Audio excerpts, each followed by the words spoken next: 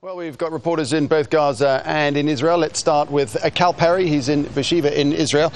Cal, I heard you saying earlier that Israel's position is that no matter who fires what out of Gaza, Hamas is responsible. So all sides clearly aware of the dangers here. What efforts are being made to close this down? Well, I think we've seen in the past sort of 6 to 8 hours, Nick, a lull, at least in the rockets being fired from Gaza to Israel. I think what may be key to this whole thing is Egypt. For the first time, we've really seen some mediation from Egypt because it all stemmed from Thursday's killing of those 5 Egyptian policemen, which the defense minister of Israel and the president have both basically said they regret, as close to an apology as you can get. I think tonight is a key night for Gaza. I think all eyes are going to be on the skies over Gaza to see what kind of retaliation the Israelis may put on for that barrage of rocket attacks we've seen here in the south. OK, Cal, just hang on there because we want to get the picture from Gaza as well. I'll come back to you in just a second. Let's speak to our correspondent in Gaza, that's Elif, Ural. Tell us what Cal was talking about there, this the anticipation of what might be expected to happen.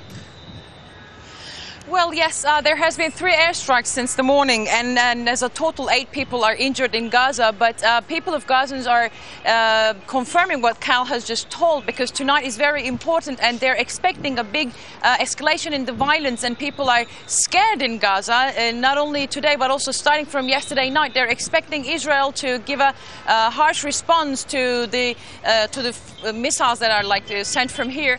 So Gazans are scared, and they're kind of worried, and all day long we can say that they were hidden in their houses. I mean, they didn't leave the houses unless it was a necessity. Nick? And Elif, we heard Ghazi Hamid on this programme a little bit earlier saying that he wants to keep things quiet. He's trying to keep a lid on things. But you've got to wonder, does he have control of all the factions and those who may be responsible for firing these rockets from Gaza into Israel?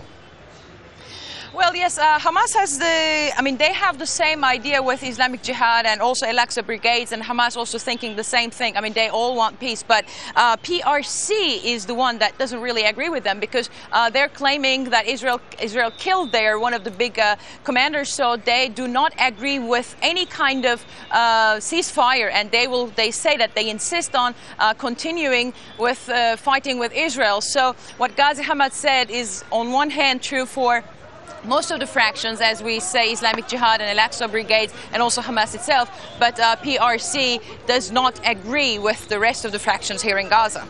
Elif, thanks for that. Let's go back to Cal in Beersheva in Israel. I'm just wondering, Cal, does Israel actually have direct evidence of what sparked all this off? They said that Hamas were responsible for what happened in the Sinai Desert. Has any evidence come to light at this point in time?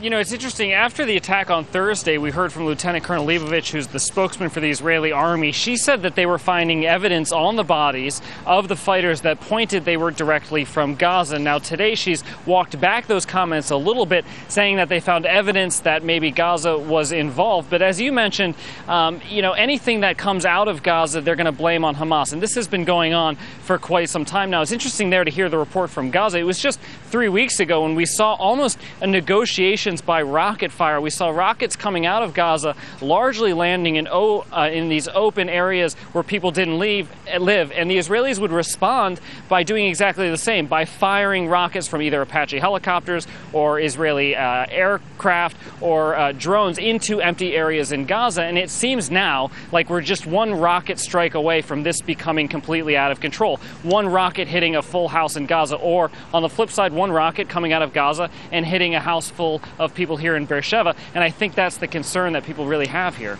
OK, that wraps up the position pretty well. Cal Perry in Beersheva in Israel, thanks a lot, and Elif Ural in Gaza. Thank you.